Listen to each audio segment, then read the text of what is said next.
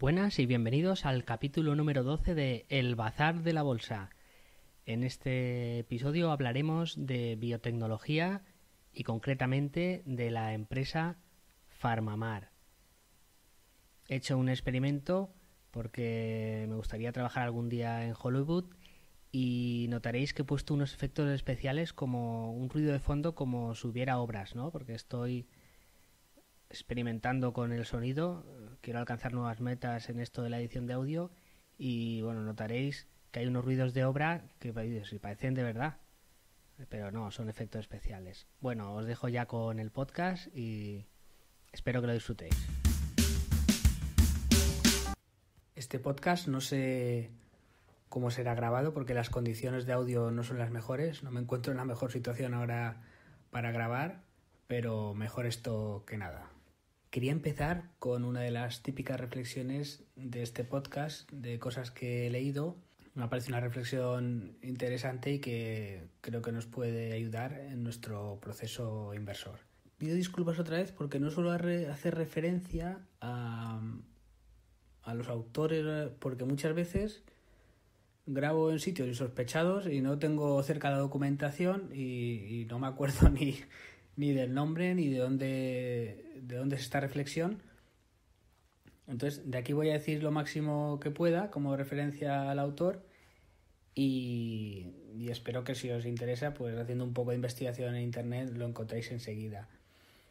Bueno, esto es una reflexión que encontré en un libro que se llama The Industries of the Future.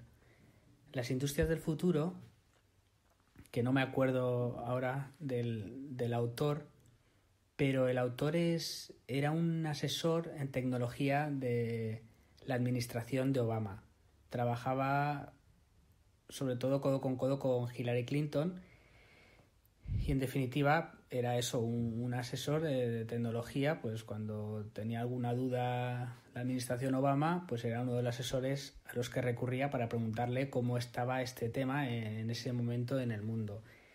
Y él se dedicaba mucho a viajar con la comitiva de la administración de Obama por muchos países, interesándose sobre todo por el mundo de la tecnología de varios sectores, desde biotecnología hasta semiconductores. Y cuenta él que se le acercaban muchas personas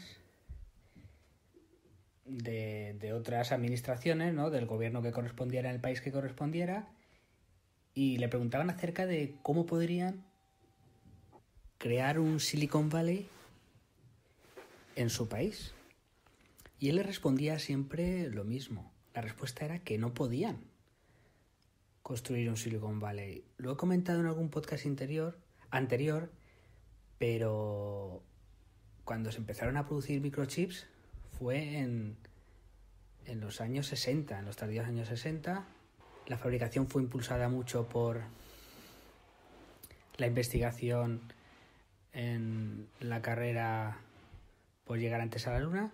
Siempre ha habido una cultura de colaboración entre universidades y empresas y es algo que empezó en los años 60. No es algo que haya empezado en el siglo XXI o a finales de los 90. Luego, después de los microchips, vino un poco un movimiento hippie que creyó mucho en los ordenadores personales. A finales de los 70 salieron las empresas como Microsoft y Apple. Eso fue un impulso. Luego Internet, pero Internet también es de finales, o sea, la comunicación entre ordenadores a finales de los 60 ya se había conseguido en algunas universidades, lo que es una comunicación entre ordenadores. Pero el gran impulso, pues, por ejemplo, uno de los actores clave fue el CERN, el laboratorio este que está en Suiza, que tiene el anillo este donde se investiga física de partículas, que ahí se inventó el protocolo actual de Internet. Bueno, se implementó. Y al final Silicon Valley no es que haya salido en 10 años, sino que lleva muchos años y es una cultura. Y otra reflexión que, como ahora estoy hablando de memoria, no me acuerdo, pero bueno, le preguntaba a un empresario o un inversor, no me acuerdo quién fue, y le decían que pensaba del problema de que las empresas chinas lo copiaran todo, ¿no? Y él decía que sí, que podían las empresas chinas Esto es por poner un ejemplo, estoy generalizando, ¿eh? Hay empresas chinas estupendas que innovan un montón y que inventan Pero bueno, generalizando, decía que una empresa, bien sea china o de Asia Pacífico o europea o donde queráis, puede copiar los productos de otra, pero lo que nunca podrá copiar es su cultura. Bueno, y volviendo al principio, al final lo que les decía el asesor, el que ha escrito el libro, decía, es que no os tenéis que centrar en crear un Silicon Valley. Si, por ejemplo, pues ahora se me ocurre pensar en Almería, en el Ejido, donde hay mucha producción hortofrutícola en invernaderos, pues tenéis que crear allí un centro muy especializado, intentar ser los que mejor cultivan hortalizas en invernaderos, ¿no? Utilizando de todo, pues desde la inteligencia artificial hasta innovación en productos químicos, hasta innovación en construcción de invernaderos. Y a partir de ahí se intentar el mejor centro tecnológico de crecimiento de frutas y verduras en ambientes cerrados como puede ser un invernadero. Aprovechar las ventajas tecnológicas que se tienen para acabar creando un Silicon Valley de la ventaja competitiva que tengáis. Por ejemplo, en España podría ser el turismo, aplicando la tecnología al turismo y ser uno de los países punteros en turismo. Que España fuera, por ejemplo, el Silicon Valley del turismo. Esto es lo que decía el asesor cuando venía a preguntarle pues a alguien de un país en concreto, pues le decía, mira la ventaja competitiva de tu país y céntrate en eso, focalízate. Porque un Silicon Valley como conoces en California, lo más seguro es que no te salga, porque no es una cosa de 10 años, es una cosa de muchos años, de que se ha creado una cultura y un ecosistema que no lo puedes crear artificialmente. Tienes que ir empujándolo y los frutos tardan en llegar varios años, ¿no? Por ejemplo, ahora me viene a la cabeza que hace poco salió en prensa que se criticó mucho la construcción de un submarino español porque se hundía, porque no era capaz de flotar o de mantenerse a una altura por debajo del nivel del agua concreta. Pero bueno, lo que nadie contó, o yo no me pareció leer, no se hacía caso, es que este submarino tenía un sistema de propulsión novedoso, un sistema de propulsión eléctrico que iba a ser, comparado con los de motores de combustión o nucleares que hay en la actualidad, iba a ser mucho más indetectable que los que se utilizan ahora. O sea que se está investigando en I+D, por eso están subiendo mucho los costes de este submarino. A mí también me viene a la cabeza ahora el barco más moderno de la Armada de Estados Unidos, no sé si lleva ya 5 o 6 veces el presupuesto inicial. O sea que grandes fracasos como esto no es que sean patrimonio aquí en España, que burros somos, que no sabemos hacer submarinos, no. En Inglaterra también, no sé si el último portaaviones le han tenido que cambiar la cubierta 3 o 4 veces. El sistema de propulsión de catapulta de los cazas en Estados Unidos también, que eso va con vapor. La catapulta se impulsa con vapor a presión. Bueno, pues están fabricando desde hace muchos años catapultas que van, creo que son electromagnéticas, ¿no? Pero bueno, van impulsadas por electricidad para quitar el sistema de vapor, que es un sistema que ocupa mucho, que tiene averías, que da problemas, y llevan muchos años y llevan muchos fracasos. Esto es la I+D. Fracasar, hasta que cuando das en el punto certera, multiplicas varias veces la inversión. Y los países ricos no son los que investigan, sino que son ricos porque investigan.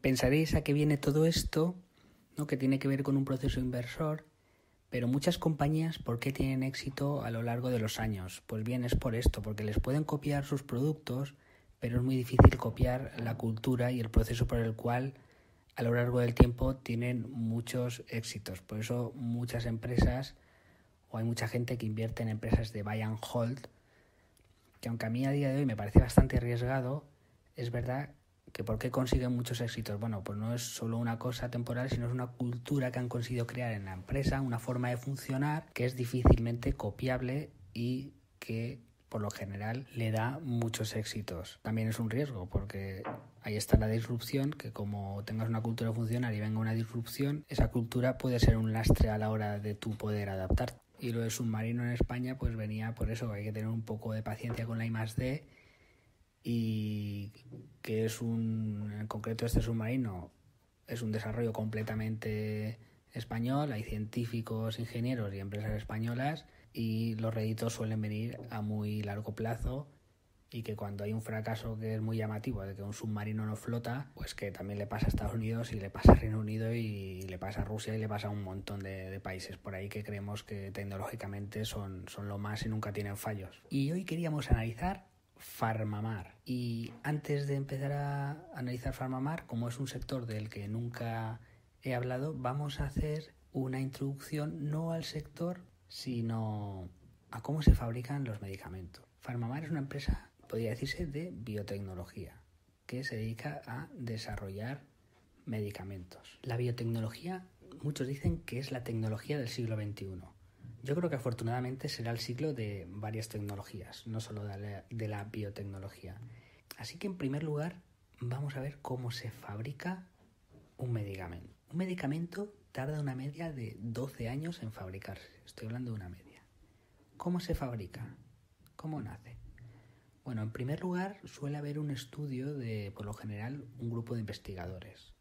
Por ejemplo, un grupo de investigadores de una universidad o de un servicio de salud, de una fundación o de una empresa, un grupo de investigadores de una empresa que encuentra una causa o un posible factor que desencadena una dolencia o enfermedad. Una vez identificado lo que crea una enfermedad o crea un proceso por el cual se desarrolla una enfermedad o interviene en ese proceso, esta identificación es lo que muchos llaman una diana terapéutica. Se podría decir que empieza la fabricación. El primer periodo se denomina investigación y fase preclínica. Esta fase es cuando se diseña una molécula que se piensa que puede actuar contra la posible causa de una dolencia o enfermedad. Se construyen varias moléculas, o sea, varios compuestos para disparar contra esta diana que hemos identificado.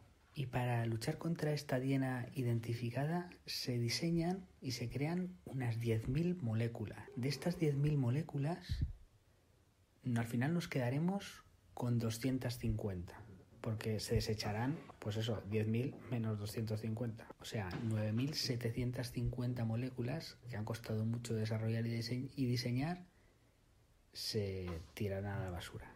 De entre esas varias moléculas de compuestos, de esas 250, al final nos quedaremos solo con una, pero ya veremos esto cómo va. Y es en esta fase de investigación y fase preclínica cuando se empieza a probar en seres vivos, en animales.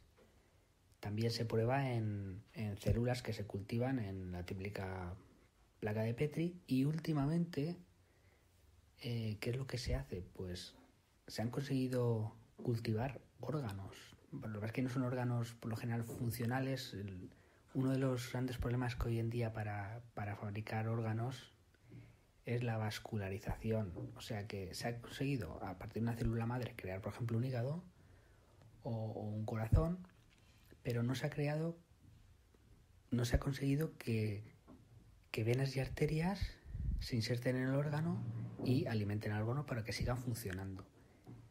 Pero estos organoides sí que sirven para empezar a experimentar con medicamentos y ver si estos medicamentos son tóxicos para el órgano o no. La impresión 3D también tiene mucho que ver. Actualmente, por ejemplo, un órgano que ya se está imprimiendo, además, uno de los últimos avances que ha supuesto una revolución, porque ha supuesto que se pueda crear mucho metro cuadrado de piel, por así decirlo, ha sido español, es eso, el órgano de la piel, que ya se utiliza desde hace mucho tiempo, por ejemplo, por las empresas cosméticas para probar toxicidades sobre la piel. Y esto es una gran noticia para las fases preclínicas que ayudarán a avanzar en tiempos y en seguridad. Si los experimentos en animales y de toxicidad han sido positivos, entonces se pasan estos resultados a la autoridad que debe dar el permiso, a la Agencia Europea del Medicamento o a la FDA, que es la americana, para que apruebe el ensayo en humanos. Esta fase preclínica de investigación suele durar unos 50 meses, un poquito más de 4 años. Para que nos hagamos una idea, una aspirina hoy en día no pasaría esta prueba, porque por sus efectos secundarios, que puede dañar el estómago, pues hoy en día no pasaría la prueba. Se quejan muchas farmacéuticas de esos, que los procesos de criba son demasiado duros y a veces estamos perdiendo oportunidades en ese sentido. Y también por eso lo que se hace muchas veces es, pues por ejemplo, un medicamento que sirve que es un antiinflamatorio, pues a lo mejor se prueba para ver si funciona para el cáncer, porque como son medicamentos ya aprobados, es mucho más rápido que te los aprueben si funciona para otra cosa. Hay empresas que se dedican a investigar si medicamentos ya aprobados pueden servir para otras enfermedades. Bien, y si después de estos 4 años de investigaciones y de tirar 10.000 moléculas a la basura para habernos quedado con 250, la EMA consideran que los resultados son positivos, pasamos ya a la fase... Antes de seguir hago un breve resumen. Para que un medicamento se apruebe, tiene que pasar 5 fases. La primera sería la fase preclínica, que lleva más de 4 años. Luego tiene que pasar la fase 1. Si la aprueba, la fase 2. Si aprueba la fase 3. Y si aprueba la fase 3 ya lo puede comercializar el medicamento, pero hay una quinta fase que es un seguimiento que se hace del medicamento para ver si realmente está aportando los resultados que se estimaban. Así que una vez explicada la fase preclínica, en la cual cada vez tiene más importancia la inteligencia artificial porque se trata de sintetizar moléculas y de diseñarlas, y para esto las herramientas informáticas han demostrado ser válidas y cada vez tienen más capacitación, como comenté en el podcast anterior. De hecho, veremos que PharmaMar con un medicamento, bueno, no con un medicamento, sino que PharmaMar es un holding de varias empresas biotecnológicas, bueno, una no es biotecnológica, es química, pues diseña medicamentos así, empezando diseñándolas con herramientas informáticas. Bien, entonces después de investigar en el laboratorio más de 4 años y haber invertido mucho, si nos lo aprueba la autoridad competente sanitaria, podemos pasar a la fase 1. La fase 1 es donde se diseñan los experimentos. Entonces tú tienes que diseñar un experimento para aplicar ese medicamento ya en humanos. Se prueba en 100 pacientes sanos, o sea, no 100 pacientes enfermos, sino 100 pacientes sanos. Esto dura un año más, 12 meses. Y la tasa de éxito es de un 7%. O sea, de cada 100 medicamentos que han pasado esta fase, que ya se han dedicado años y dinero, solo un 7% pasan esta fase 1. La primera vez que se hizo una fase 1 en territorio español, en España, fue con un fármaco de PharmaMar, el que intenta ser un tratamiento contra el mieloma múltiple, que por cierto tristemente ha fracasado. Es el Aplidin, que al final no se lo ha aprobado la Agencia Europea del Medicamento. Una pena. Pero bueno, ya es un paso más. Bien, si pasa la fase 1, o sea, ya pasa la fase preclínica y la fase 1, pasamos a la fase 2. En la fase 2 ya se ensaya entre 100 y 500 pacientes. Esto dura 26 meses, o sea, 2 años más, un poco más. Y la tasa de éxito vuelve a ser lo mismo, en torno al 7% de medicamentos son los que se aprueban. O sea, imaginaros, de 10.000 moléculas habíamos pasado 250. De esas 250 tenemos que pasar unas pocas, o unas 10 de las que mejor funcionan y hacer los ensayos. Y solo hay un 7% de éxito. Y de ese 7% de éxito pasamos a otra fase en la que solo hay un 7%. O sea, es claro, muy difícil que se apruebe un medicamento. Y si pasamos la fase 2, que ya ha sido con pacientes de verdad entre 100 y 500, pasamos por fin a la fase 3. La fase 3 ya tiene un 50% de éxito. Estamos hablando siempre de estimaciones y de medias, porque los datos son bastante opacos. En la fase 3 se prueba en más de 1.000 pacientes y dura 33 meses. O sea, casi 3 años más. Esta es una fase muy cara, es la más cara, ¿vale? Lo que pasa es que aquí en esta fase, si has conseguido pasar la 1 y la 2, la fase 3 suele tener bastante tasa de éxito. Estamos hablando de más de un 50% de éxito, mucho más que en las anteriores fases. Por eso, si está en esta fase, hay muchas probabilidades de éxito. Por eso vamos a hablar de PharmaMar, que hace poco estaba en 4 euros y ahora está a 1,5. ¿Por qué? Porque 2 medicamentos que estaban en fase 3 han fracasado. Se han gastado ya mucho dinero y parecía que iba a salir. De la empresa decían que sí, porque además no es un proceso que de repente el comité venga un día y diga, pues no es como un examen que te dicen si se paga o no, sino que hay cierta comunicación entre el comité de la Agencia Europea del Medicamento y en este caso PharmaMar. Parecía que iba a salir, sí, va a salir, tranquilos, porque esto no hay quien lo pare, que va a salir, y les han tumbado no uno, sino 2 de los medicamentos que tenían en fase 3. Esto ha sido un palo tremendo para la acción, que ha pasado de 4 a 1,5. Y además es que muy pocos esperaban que esto fracasara. Además del palo que supone para los pacientes. Y si pasamos ya a la fase 3, ya podemos comercializar el medicamento, pero estamos en la fase 4, que es un seguimiento durante un tiempo del medicamento para ver si pasa. Y la tasa de éxito es de un 85%, o sea que una vez después de comercializar, un 15% se retiran. Se presenta una documentación que tiene 120.000 páginas a la Agencia Europea del Medicamento. Claro, después de unos entre 10 y 15 años de investigación. De hecho, el primer medicamento que sacó PharmaMar, que es el Yondelis, tardaron 16 años en desarrollar el medicamento. 16 años. O sea, entre 10 y 15 años es una media, pero por lo menos en este caso fueron 16 años. 120.000 páginas, imaginaros, ¿no? Entonces, muchos pensáis, ¿cuánto cuesta desarrollar un medicamento? O sea, al final, ¿de qué dinero estamos hablando? Bueno, pues no hay una cifra. Se habla de estimaciones. Entonces, en el sector, lo que se da por oficial, ¿vale? Es que un medicamento cuesta entre 800 y 1.000 millones de dólares fabricarlo. Pero ¿qué pasa? Que es un coste estimado. ¿Por qué? Porque para empezar, las farmacéuticas no dan el coste total del desarrollo de un medicamento. Es un dato que no dan. Con lo cual es muy difícil saberlo. Además, muchos compuestos prometedores salen de las universidades. Con lo cual la empresa no ha pagado mucha de esa investigación. Lo ha pagado la propia universidad, que aunque luego haga un spin-off o venda su patente a la empresa, claro, hay muchos costes que cómo se calculan no se sabe muy bien. También en ese coste estimado está incluido el marketing, ¿no? Para situar el medicamento en la comunidad clínica, para hacerlo conocido, tienes que gastar mucho dinero en presentaciones, en congresos, en agencias, es mucho dinero. También está incluido el coste de financiación y también está muchas veces incluido el coste de fracaso de otros medicamentos. Entonces es muy difícil. Otra cosa que se da por sentada en la fabricación de medicamentos es que cada vez fracasan más medicamentos, porque cada vez es más difícil mejorar lo que ya hay y les está costando mucho mejorar los medicamentos. Esa es una de las razones por las cuales las grandes farmas están sufriendo en sus cotizaciones o no acaban de crecer, ¿no? Por ejemplo, Novartis, pues no sé, hace 2 o 3 años estaba en 90 euros y ahora está en 66. ¿No? A las grandes farmas les está costando mucho porque se les están acabando las patentes, le están bajando los márgenes y además cada vez les cuesta más sacar un nuevo medicamento. Pero bueno, esto es un tema que me gustaría desarrollar en el siguiente podcast. Y además de todo esto, o sea, ya hemos visto lo difícil que es, lo caro que es, pues además de todo esto, las patentes que obtiene la empresa caducan entre 10 y 20 años. O sea, tú solo tienes 10 o 20 años para recuperar entre esos 800 o 1.000 millones de dólares que te ha costado tu medicamento.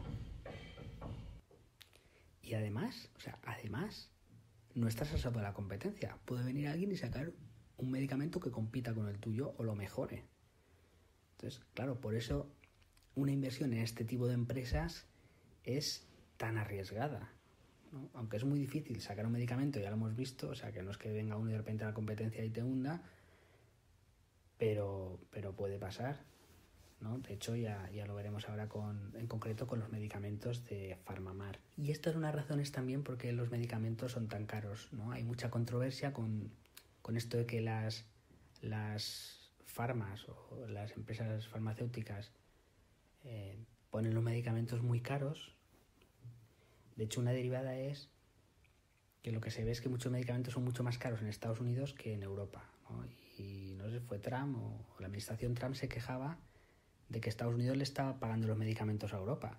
Porque claro, las empresas en Europa, por temas legales y temas de cómo funciona el sistema, las empresas farmacéuticas no podían subir los precios, pues lo subían en Estados Unidos, que por cómo funciona el sistema sí que pueden.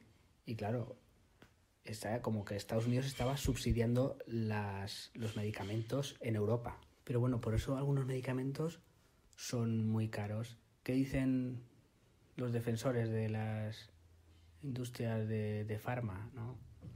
Bueno, para empezar dicen que a ver, no sé si a principios del siglo XX estamos hablando de unos 2.000 millones de personas que había en el planeta Tierra y ahora hemos superado los 6.000 millones de habitantes. Y eso, sobre todo, ha sido por 3 productos. Uno no es ni siquiera un medicamento, uno es el cloro, no el desinfectante, o sea, fregar todos los días nuestra casa, limpiarla, que evita que cojamos gérmenes y enfermemos. La lejía es cloro. Eso ha salvado un montón de vidas y ha permitido que cada vez seamos más gente del planeta y cojamos menos enfermedades. Luego están los antibióticos. Claro, pues un antibiótico es barato. Esto es barato o caro, siempre es muy relativo. Claro, un antibiótico pues te cuesta 5 euros, pues para alguien que gana menos de $1 al día, pues eso es carísimo. Pero bueno, comparado con los medicamentos oncológicos, por así decirlo, pues aquí en España mucho está cubierto por el sistema de salud y podríamos decir que es algo barato y es lo que salva más vidas. Y luego también tenemos las vacunas, ¿no? Entonces vacunas, antibióticos y cloro es lo que salva más vidas y esto es barato. Bueno, una vacuna que no entre en la seguridad social o que no esté cubierta te puede costar entre 80 y 100 euros ya. Esto de caro o barato es muy relativo, pero yo creo que se me entiende lo que quiero decir. Comparado con los fármacos de enfermedades muy graves, son baratos y es lo que más vidas salva. Y ahora ya pasemos a hablar de la empresa que quería presentar, sobre la cual quería hablar, que es la empresa española Farmamar, que el ticker es P de Pamplona, H de helicóptero, M de Madrid. Farmamar es una empresa biotecnológica que su objetivo es desarrollar medicamentos para curar diversas enfermedades. Y es una empresa biotecnológica que tiene una cosa que muchas cotizadas biotecnológicas en el mundo no tienen, que es un medicamento que ya venden, un medicamento que ya está en el mercado. Y este es el Yondelis, que comentaba antes que les costó 16 años sacar al mercado. Este medicamento les reporta unos 80 millones de ingresos anuales. Aunque ojo que casi ha vendido el año pasado un 20% menos que de este medicamento que hace un año. Bueno, veremos luego los números. Además, tiene 2 medicamentos en fase 3. Tenía otros 2 y se los han tumbado a finales del año 2017 y a principios de 2018 ya les han confirmado que estaban tumbados. Uno era el Aplidin, que era para el mieloma múltiple, y el otro es el Cepsire, que se lo han tumbado para una enfermedad, pero sigue en pie para otra enfermedad. Tiene 2 en fase 3. Que son el Cepsire para cáncer de pulmón y endometrio y un medicamento para el ojo seco. Farmamar es un holding de empresas. Es un holding donde está la propia Farmamar, que diseña medicamentos oncológicos, y luego está Genómica, que se dedica a desarrollar kits de diagnóstico, o sea, formas de detectar diversas enfermedades a través de, por ejemplo, un análisis de sangre o una biopsia.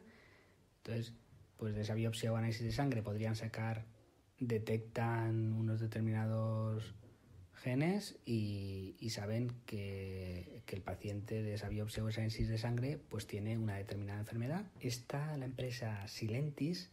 Silentis es una empresa que se dedica a desarrollar fármacos, lo explicaremos un poquito más adelante, pero bueno, es a través de herramientas informáticas. Y sobre todo es para medicamentos oftalmológicos. Y luego ya no tiene más empresas de biotecnología, pero sí que tiene 2 en química, que es Celtia. Celtia ha sido una de las empresas que lleva ya muchos años en el mercado español. De hecho, la empresa más grande era Celtia, y Celtia lo que hace es vender productos de limpieza e insecticidas. Pero como Farmamar consiguió vender el Yondelis, superó mucho los ingresos de Celtia y Farmamar absorbió a Celtia. Y por último, otra empresa química que es Silacel, que hace pinturas y barnices. ¿Cómo nace Farmamar? Farmamar nace en el año 1986 y el fundador es José María Fernández de Sousa. José María Fernández de Sousa viene del mundo académico y quizás sea uno de los problemas del accionista de Farmamar. José María Fernández de Sousa es una persona a la que habría que poner muchas estatuas en España por lo que ha hecho por la sociedad, por lo que ha hecho una empresa como Farmamar, pues desarrollar un medicamento que salva vidas en el día de hoy prima fomentar a los futbolistas y deportistas, y con los científicos pues no hay. Yo creo que es un gran fallo, pero bueno, es lo que hay. Muchos dicen que es una empresa que funciona casi como una universidad. Cuando lo ves hablar en una entrevista, pues parece una persona que es un romántico, y si al final la apuesta sale bien, pues es como la inversión en I+D que decíamos al principio del éxito, del podcast. Si le sale bien, pues será un pelotazo económico, pero hasta ahora PharmaMar ha aportado mucho más a la sociedad que a sus accionistas. Veremos, solo el tiempo puede dictar sentencia. La verdad es que la idea era muy buena cuando nació PharmaMar en el año 1986. Porque, bueno, PharmaMar saca sus medicamentos del mar, y el 75% de la vida en el planeta Tierra está en el mar. Por eso, claro, muchos medicamentos oncológicos y no oncológicos que hay hoy en día se sacan de las plantas, de los seres vivos que hay en la Tierra. Y entonces se pensó, si en el mar hay más, tiene que haber más compuestos que se saquen de los elementos marinos, porque hay más vida ahí, hay más organismos en el mar que en la Tierra, con lo cual encontraremos más compuestos con propiedades curativas. Además, no vale cualquier organismo marino, porque al final los organismos que hay en la Tierra, las plantas y los animales, salieron del mar, con lo cual muchos son descendientes de los seres vivos que hay en el mar. Así que a PharmaMar lo que le interesa son sobre todo los invertebrados y los moluscos y las esponjas. ¿Por qué? Pues porque son organismos que no salieron a la Tierra, con lo cual tendrán compuestos que no existen en los seres vivos terrestres, porque al no haber salido a la Tierra no tienen su descendiente en la Tierra, con lo cual la probabilidad de encontrar compuestos nuevos que no hayan sido ya encontrados en organismos terrestres será mayor. La posibilidad de encontrar compuestos nuevos en invertebrados. Los invertebrados, al no tener esqueleto, no pudieron salir a tierra porque no tenían una estructura que lo sustentara, y los moluscos o las esponjas pues tampoco pudieron salir a la tierra. Un ejemplo, por ejemplo, es del sauce se sacó la aspirina. Bueno, ¿y qué hacen? Ellos llevan años y años y años extrayendo muestras del mar. De hecho, ahora están utilizando buzos que llevan 3 gases diferentes para poder bajar a mayor profundidad, donde hay organismos diferentes a los que han encontrado hasta ahora. Bajan a más profundidad para encontrar otros organismos pues más diferentes todavía. Se van por todo el mundo, o sea, desde Noruega hasta el Pacífico han recogido organismos en casi todos los mares del mundo. Tienen una biblioteca gigante de organismos marinos. O sea, van con un barquito a la zona donde han obtenido el permiso para obtener muestras. Unos submarinistas recogen la muestra, la suben al barco, la identifican, dan todos los datos, se congela y el organismo congelado se va a PharmaMar para que allí lo analicen en el laboratorio, a ver si cogen una muestra de ese organismo y ver si tienen propiedades antitumorales o no. Tienen 175.000 muestras. Se estima que de cada 1.000 muestras podrán sacar un medicamento. Además, PharmaMar se está centrando mucho en las propiedades antitumorales, en medicamentos oncológicos. Pero ya han visto, saben que, por ejemplo, muchos organismos tienen también propiedades antiinflamatorias o fungicidas. Y esto ni siquiera lo están desarrollando porque no tienen recursos ni tiempo. Pero por eso se dice que, claro, el presidente explica que su cuello de botella está en los laboratorios, porque ellos ya muchos organismos han visto que tienen propiedades antitumorales. Pero ¿qué pasa? Que son organismos que no son muy abundantes, entonces no pueden recogerlos como si pescaran peces. No, en el mar no habría bastante organismo o provocarían un daño medioambiental muy grande, y al final en algún momento han cultivado organismos para hacer, sobre todo en la fase preclínica, para hacer los ensayos, y llegaron a sacar de un organismo, el del John Delis, hasta 300 toneladas con cultivos, pero al final lo que hacen es sintetizarlo en laboratorio.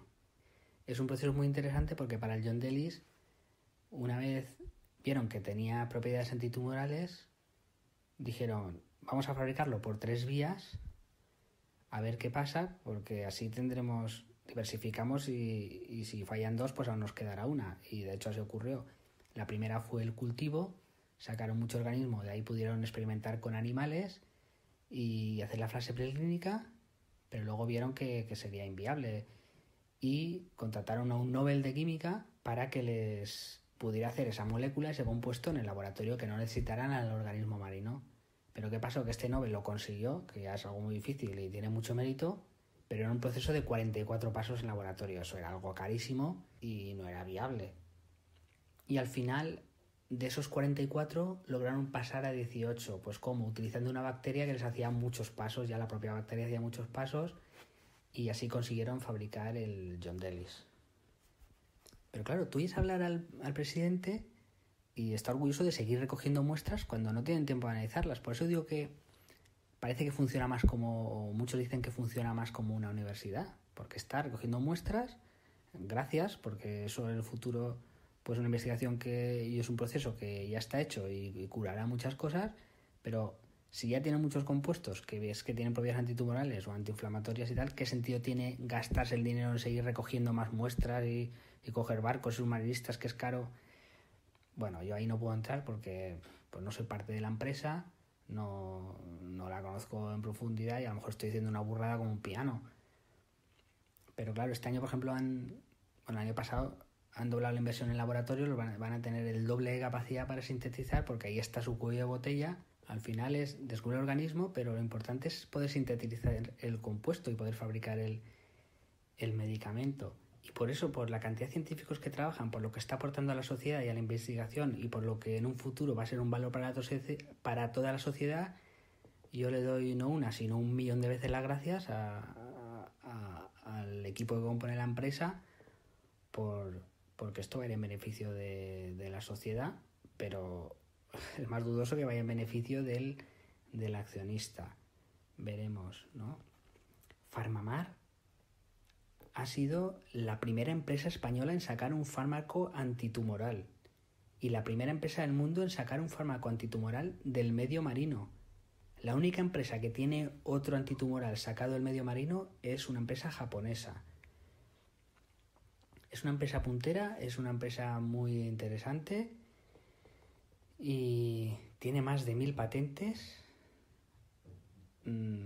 Lo que hace a mí me parece súper interesante y espectacular. Lo que pasa es que puede ser que no salga rentable. Seguro que sale rentable para la sociedad, pero para el accionista, pues veremos. Yo espero que a la larga también, soy optimista, pero es un proceso que es una empresa que es muy difícil de valorar. O sea, ¿cómo valoras una empresa que al final depende de lo que diga un comité del medicamento? Pues es imposible, es echar la moneda al aire y si sale cara, pues felicidades. Pero si sale cruz, o sea, es muy difícil valorar desde el punto de vista de un analista que está mirando la empresa a ver si es bastante probable que se pueda ganar dinero con la inversión o no. Bien, sigamos hablando un poco de la empresa antes de meternos en número y de intentar analizar la empresa. Bien, la empresa al final lo que tiene hoy en día es un fármaco estrella, que es el John Delis. El John Delis sirve para tratar un tipo de tumor, de cáncer, que es el sarcoma. Un sarcoma es un tumor maligno. Tumores hay benignos y malignos. Si es maligno, pues se llama cáncer. Pues estoy resumiendo mal y pronto, ¿vale? Y el sarcoma es un tumor maligno que en la mayoría de casos se da en las extremidades, en brazos y piernas. Es un tumor un poco especial. Bueno, aquí voy a hacer un paréntesis porque documentándome para hacer este podcast, pues vi una entrevista que le hacían a un médico hablando del sarcoma y bueno, esto lo digo porque es un poco triste lo que pasa, pero es lo que hay. Y bueno, este médico venía a decir que el sarcoma es un tumor un poco especial porque depende de qué tipo de sarcoma sea, pues hay que operar de una manera u otra. Entonces, claro, es un tipo de cáncer que hay que tratar. Primero, antes de operar, tendría que haber un equipo médico que analizara la situación, porque a veces pasa que... No, a veces no. Lo que suele pasar es que al no haber este análisis previo... ¿Y por qué no hay análisis previo? Pues, bueno, en el caso de España, ¿qué pasa? Que no hay un centro de referencia. O sea, imaginaros, un centro de referencia que están pidiendo los propios médicos al gobierno desde hace años, ya no estoy hablando de ideologías políticas, sino desde hace años, pues no se han conseguido poner de acuerdo. ¿Por qué? Porque hay 17 comunidades. O sea, en España hay como 17 sistemas de sanidad diferentes. Entonces ha sido imposible hasta la fecha crear un centro de referencia. Un centro de referencia que es, pues si tú te analizas un sarcoma, pues irte a un sitio de España, el que sea, donde hay un equipo especializado en este tipo de tumor y que primero haga un análisis. ¿Por qué? Porque si no, ¿qué suele pasar hoy en día en el sarcoma? Que lo que hacen primero es extirpártelo, envían la biopsia y ¿qué pasa? Pues que a veces tenían que haberlo hecho de otra manera, porque de haber operado de una manera o de otra puede significar que te amputen la extremidad o no. Así de triste es la realidad, ¿no? Y lo que se quejaba este médico. Y bueno, después de este paréntesis, el Yondelis sirve para tratar este tipo de tumor y también está aprobado para otro tipo de cáncer, que es el cáncer de ovario. Y además la compañía tiene dos grandes esperanzas más.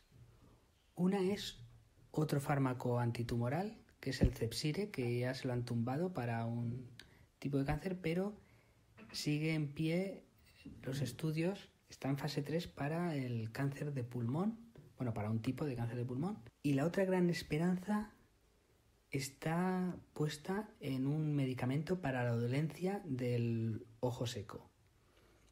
En este caso no se crea un medicamento para atacar a las propias células tumorales, a las células que componen el tumor, sino lo que se hace es lo siguiente. Al final, los seres humanos somos un conjunto de células ahí todas juntas, pues unas células y hay células de varios tipos, pues las células que forman la piel, las células que forman el hígado, somos un conjunto de diferentes células. Entonces las células tienen un núcleo, ahí en el núcleo están los cromosomas, que es donde están los genes, y en este caso del ojo seco, por ejemplo, que para que se humedezca el ojo y tal, pues las células han de fabricar unas proteínas.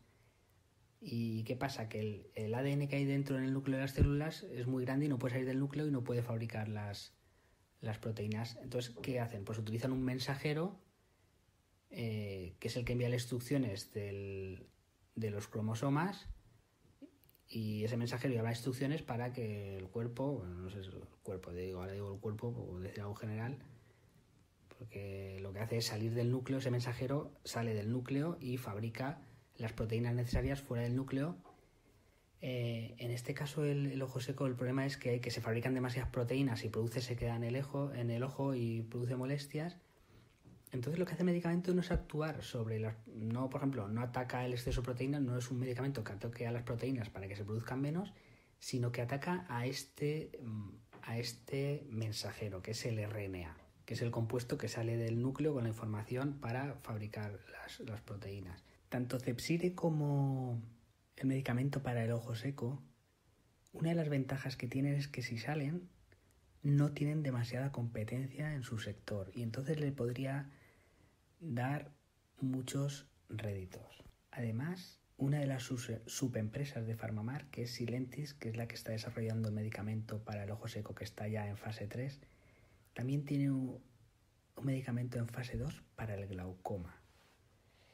Y Silentis no es una empresa como PharmaMar que busca los organismos en el mar, sino que empieza desarrollando sus medicamentos a través de sistemas informáticos, utilizando capacidad de cálculo para diseñar y posteriormente sintetizar las moléculas. Además, una de las ventajas que tiene atacar al RNA en vez de a las células o a los compuestos que provocan una enfermedad es que los efectos suelen ser más duraderos. En general, las personas somos malos pacientes porque cuando un tratamiento es engorroso de implementarse, o sea, algo que te tienes pues que tomar varias pastillas al día o una pastilla todos los días, al final estos tratamientos suelen fracasar muchas veces porque el paciente no se suministra bien el medicamento. Y es uno de los factores que tanto la Agencia Europea de Medicamento como la americana tienen en cuenta a la hora de aprobar medicamentos. En concreto, para la dolencia del ojo seco, tiene una facturación actualmente de unos 2.200 millones de euros. Y se estima que al ser una enfermedad que se da más en personas de mayor edad y además es crónica y además en muchos países ni siquiera se trata, estiman que en pocos años puede ser un mercado de unos 4.000 millones de euros. Y Sylentis estima que ellos pueden captar una estimación realista un 15% de cuota de mercado. Para el ojo seco actualmente solo había un medicamento que salió en 2003 y ahora acaba de salir otro. Por eso sería un espaldarazo a las cuentas de la economía. Farmamar ingresa unos 180 millones de euros, o sea, un 15% de una cuota de mercado actual. Estamos hablando de un poco más de 300 millones de euros y actualmente ingresa 180 o sea, el holding entero. Si además le sale el Zepsire, que también es un medicamento que tiene poca competencia, aunque al ser un tumor a lo mejor más específico, pues no sabríamos muy bien la cuota de mercado que se podría captar, aunque tiene poca competencia. Claro, si le salen estos medicamentos, pasaría a ser una empresa súper saneada, con una buena cartera de medicamentos en desarrollo, pasaría a ser un empresón. Bien, pero lo veremos un poco más adelante en los números. Y ahora, para entender un poco la filosofía de esta empresa, la cultura de esta empresa, que es lo que hemos dicho al principio del podcast, que es lo difícil de copiar por parte de otras empresas, creo que el equipo directivo en general se puede muy reflejado en su presidente. Por eso, en vez de analizar el equipo directivo, vamos a ver un poco de la trayectoria del presidente de esta empresa. Bueno, el presidente de esta empresa es José María Fernández de Sousa, que él era, cuando antes de empezar el mundo de la empresa, era catedrático de universidad. Era profesor, lo que pasa es que estamos hablando de principios de los 80, finales de los 70. Es un bioquímico, es un científico de vocación, pero él empezó su trayectoria empresarial en otras empresas. Bueno, él viene de una familia una familia con dinero y que está muy bien relacionada, y empezó su carrera en la empresa Antibióticos. Bueno, la empresa Antibióticos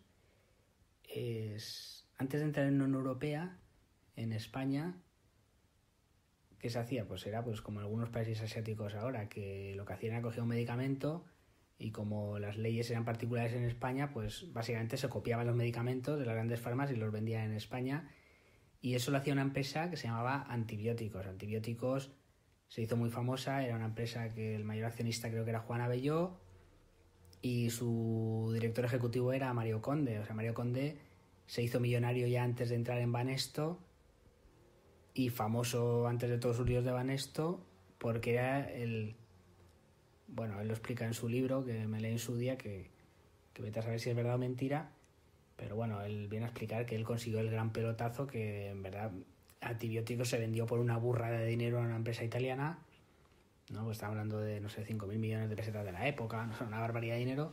Antibióticos, cuando España entró en la Unión Europea, tuvo que empezar a investigar, ya no podía copiar, y por eso lo ficharon como catedrático en bioquímica, y ahí empezó su trayectoria en las empresas farmacéuticas. Antibióticos nació como una fusión de empresas entre las que estaba Celtia y estaba Abelló, Laboratorios Abelló. Por eso Abelló era uno de los mayores accionistas de Antibióticos. Y bueno, al final, por estos temas de venta de antibióticos y por temas societarios, Celtia y Antibióticos separaron sus destinos.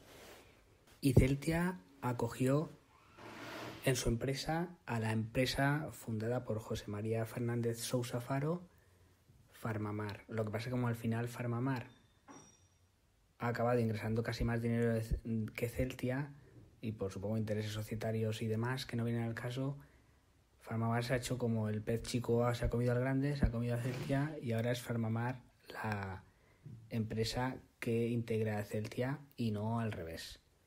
Y siguiendo con José María Fernández Sousa, bueno, es un catedrático de la universidad que entra en una empresa privada, pero no deja del todo la universidad y con su equipo funda Farmamar. Bueno, y José María es hermano de Manuel Fernández Sousa Faro, que ha sido presidente de Pescanova. Pescanova al final fue una especie de fraude contable, se suspendió la cotización de la empresa, pilló entre otras personas entre otros gestores a lo que en su día era Bestinver, y José María estaba en el consejo de administración. Es una sombra que tiene en su currículum. Ahora en Pescanova hay una especie de batalla societaria, ha salido nueva Pescanova y eso está como una mancha en su currículum. Viéndolo en las entrevistas y tal, parece que tiene más alma de científico que de empresario y está más preocupado por dar un valor a la sociedad, que yo le agradezco, que a los accionistas de la empresa. Pero bueno, es una opinión personal. Mira, aquí, en otros podcasts hemos hablado de la inteligencia artificial, pues me ha hecho un chiste porque yo esta apreciación que acabo de hacer es totalmente lo que yo he llamado muchas veces un catedrático de bar. Un catedrático de bar es aquel que te coge en el bar con una copita de más y opina de todo, aunque no sepa.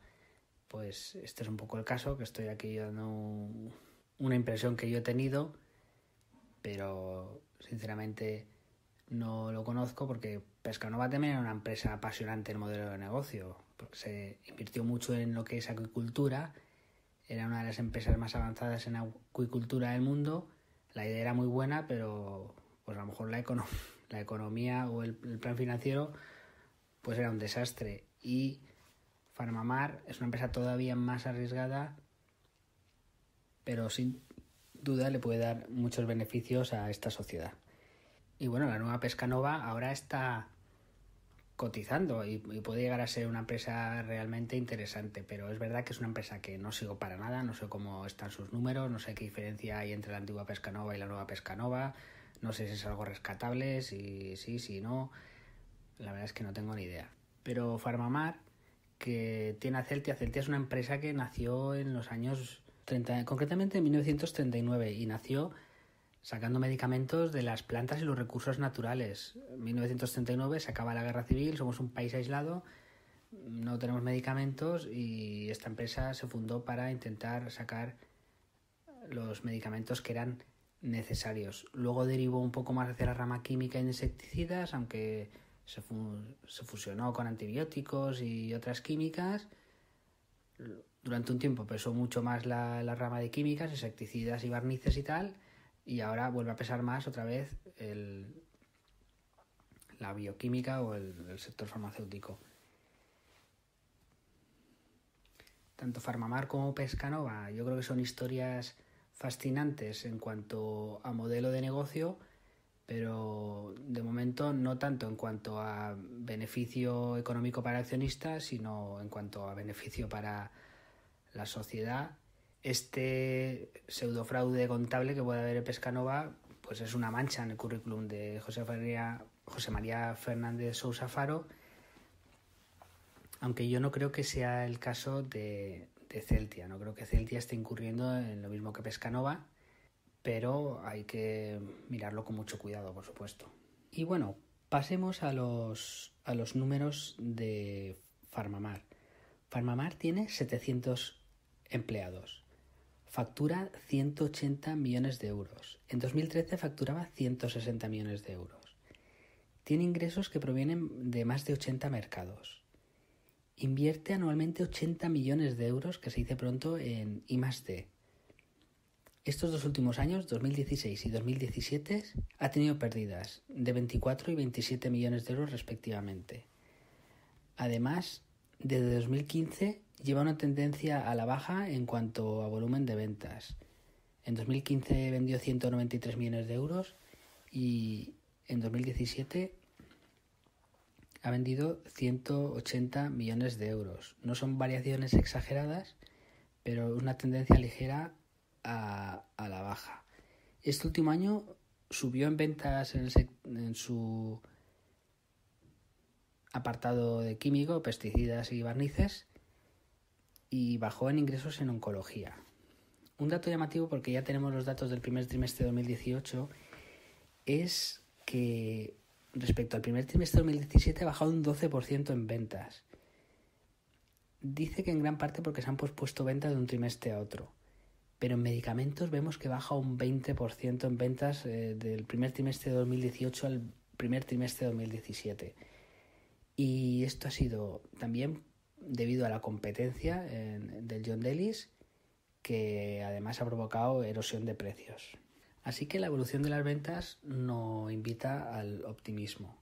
El free float de la empresa, al ser una empresa pequeña, hay que tener cuidado con el free float porque hay empresas que al final lo que cotiza realmente en el mercado son muy pocas acciones, pero en este caso el free float es del 70%, no es una empresa que nos pueda dar problemas en ese sentido, a pesar de ser pequeña. Bien, es una empresa que es una biofarmacéutica, y biofarmacéuticas hay muchas en el mundo, hay miles, y muchas de estas no tienen ni siquiera un medicamento aprobado. Y este no es el caso de PharmaMar. PharmaMar tiene ya curas contra el sarcoma y el cáncer de ovario, que son del mismo medicamento, el John Delis. Tiene una cuota de mercado en este medicamento del 30% en Europa. Le genera 84 millones de euros anuales. Y además, claro, las empresas biofarmacéuticas, ¿qué pasa? Que desarrollar los medicamentos es muy caro. Entonces muchas veces venden lo que tienen en fase preclínica a otras farmacéuticas para que lo vayan desarrollando. Esto lo explica un poco mal y pronto, pero yo creo que se ha entendido. Y por este concepto, por vender patentes a otras empresas farmacéuticas, ingresó 17 millones de euros. Concretamente, estas patentes y el John Delis representan un 52% de las ventas del grupo. Él ingresa 6 millones de euros vendiendo sus kits de diagnóstico, y eso es un 4% de las ventas del grupo. Y el restante 44% que queda es química de gran consumo, básicamente barnices, insecticidas y ambientadores. El 86% de la facturación de PharmaMar está en Europa, y en España un 34% del total de su facturación es en España. Bien, vamos a un número importante en este tipo de empresas, que es la deuda. La deuda total de PharmaMar es de 100 millones de euros, a corto y largo plazo. Y tiene 33 en caja y equivalentes.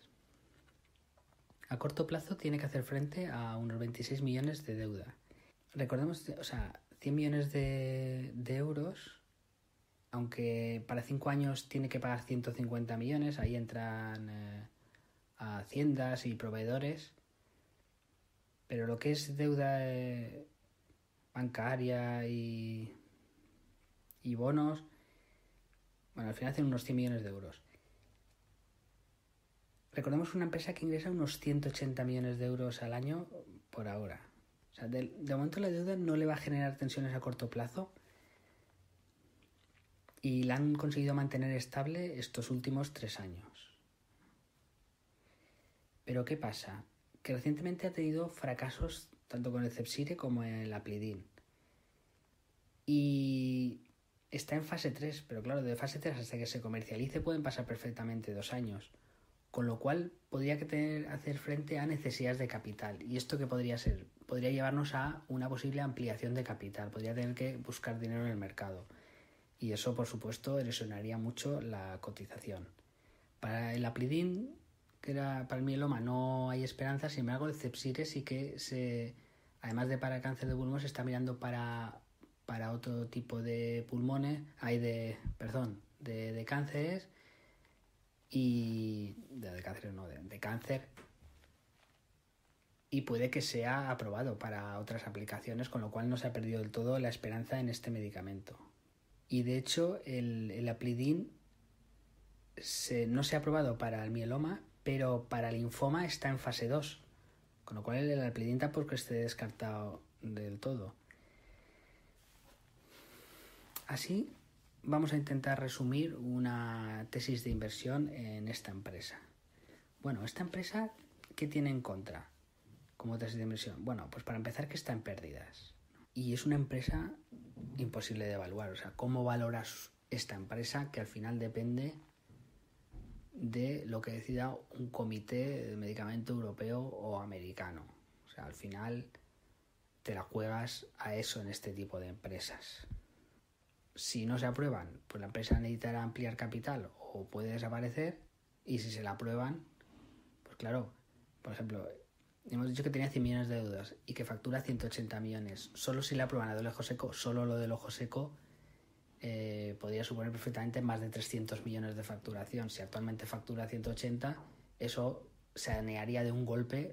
O sea, es solo con que le aprobaran ese medicamento que está en fase 3. Si realmente no mienten en lo del 15% cuota de mercado, que es un medicamento que de momento solo hay 2 medicamentos para esa dolencia, es que de un solo golpe pasaría a sanear la empresa y pasaría a valer mucho más. Pero si no, claro, y eso no es que no lo saben ni ellos mismos. Ellos mismos estaban convencidos de que el Aplidin se lo iban a aprobar para el mieloma y el Zepsire para uno de los tipos de cáncer de pulmón. Estaban súper convencidos, sí, y ha sido que no. Entonces ni ellos mismos lo saben y sinceramente no creo que haya habido mala fe. Entonces, claro, ¿cómo valorar esa empresa? No se puede valorar. Es una apuesta especulativa, aunque dentro de apuestas de especulativas para empresas de este tipo no es de las peores. ¿Por qué? ¿Por qué no es de las peores?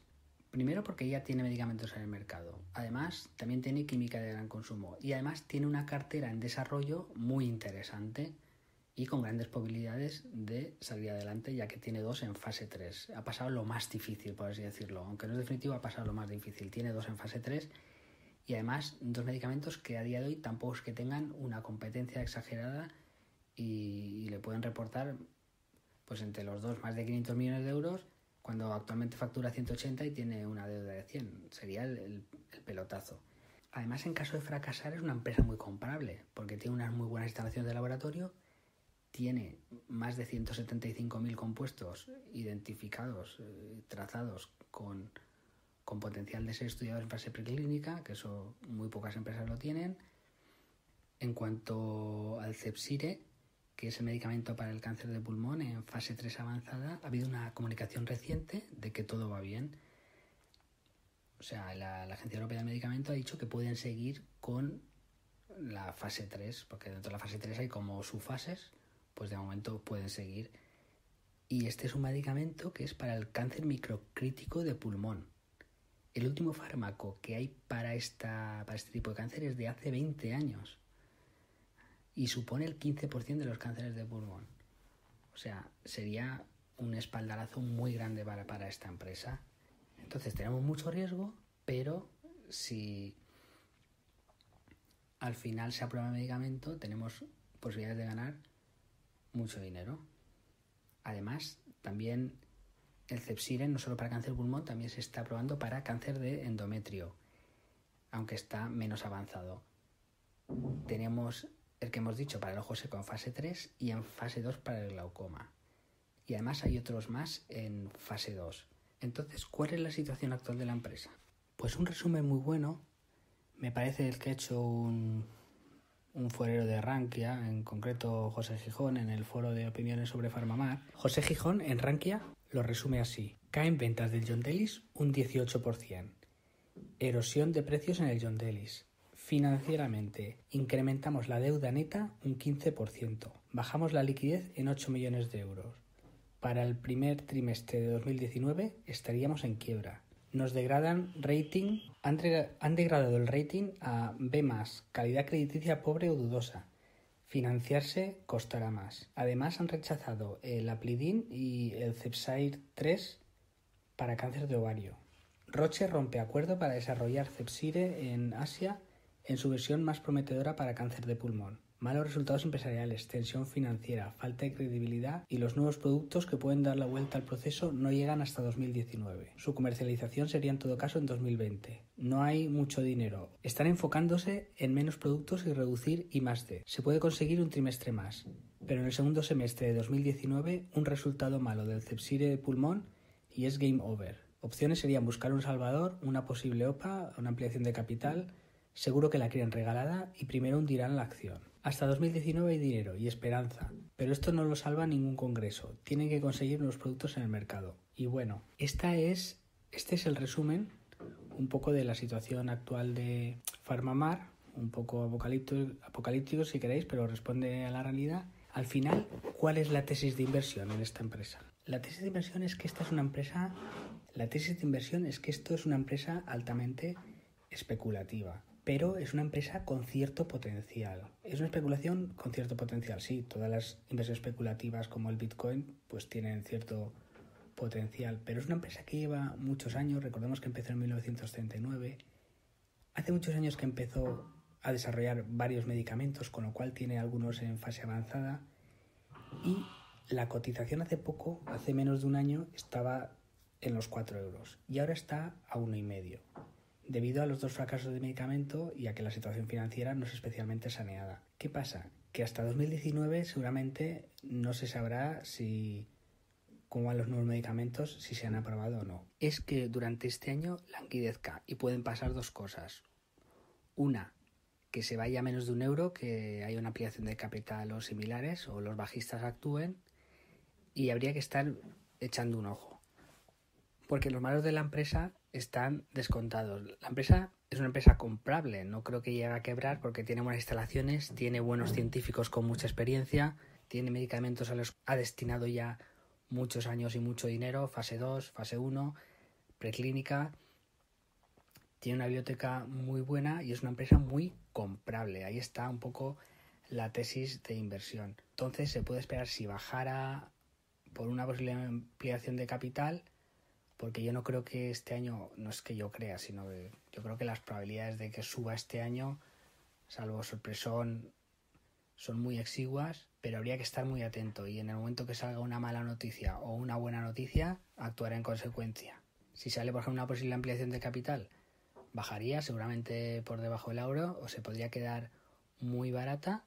Y viendo cómo está el desarrollo de los medicamentos se podría entrar, viendo la potencialidad, y si sale alguna buena noticia antes de tiempo o el año que viene se formalizan, habría que estar muy atento para entrar cuanto antes, porque el potencial de subida, si es una empresa que actualmente ingresa 180 millones de euros y con un solo medicamento puede llegar a ingresar 350 millones de euros más y tiene 100 de deuda, es una empresa que puede multiplicar por varias veces el valor. Ahí está un poco la tesis de inversión. Es una empresa para tener el watchlist, pero tenerla ahí calentita. No toméis esto como una recomendación de inversión. Para el inversor particular es una opción muy, muy arriesgada porque lo puedes perder todo. Pero es una empresa interesante a seguir, yo creo, por la potencialidad de crecimiento que tiene, por el potencial que tiene.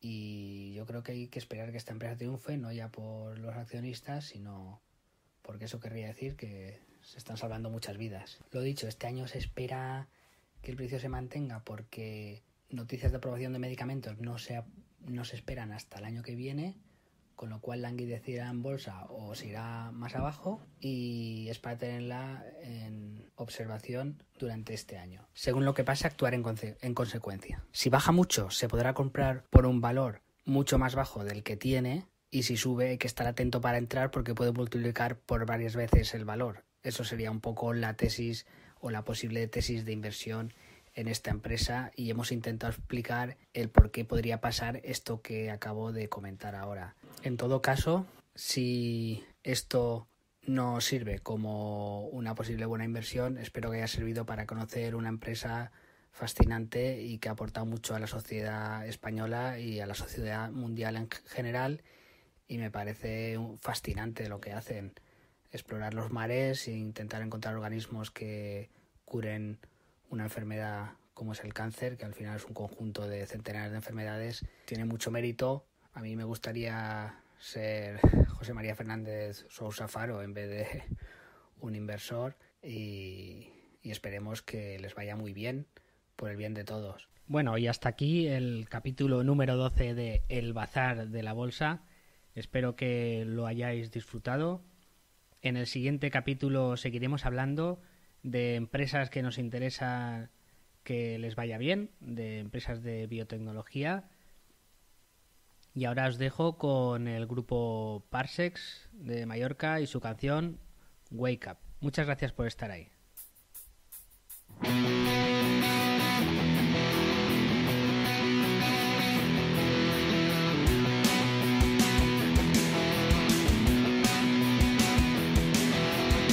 Wake up, the world is not waiting. The earth has not as been for you. The train that's coming so tempting. Just keep your stop, don't be a fool. Yeah, but you don't even care about that. Wake up, wake up, just wake up, wake up.